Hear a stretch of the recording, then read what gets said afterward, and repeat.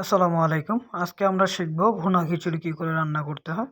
তো আমরা আগে থেকে তেল দিয়ে পেঁয়াজ কুচি দিয়ে একটু নেড়ে চেড়ে গরম করে নিচ্ছি। তারপর দিয়েছি আমরা একটু তেজপাতা, এরপর আমরা দিলাম হচ্ছে দারুচিনি, দিয়ে এটাকে ভালো করে গরম করে ভেজে নিব।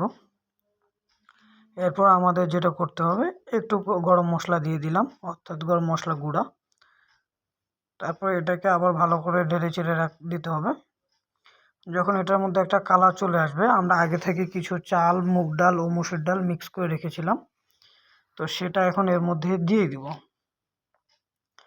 আমরা 2.5 কাপ হচ্ছে চাল নিয়েছিলাম, আর 1 কাপ হচ্ছে আধা কাপ মসুর ডাল, আর হচ্ছে আধা কাপ মুগ ডাল। তো সেটা মিক্স করে ধুয়ে আমরা এখন এটার মধ্যে দিয়েছি। তো এটাকে ভালোভাবে নাড়াচাড়া করতে হবে যেন লেগে না যায়, অর্থাৎ আমাদের কড়াই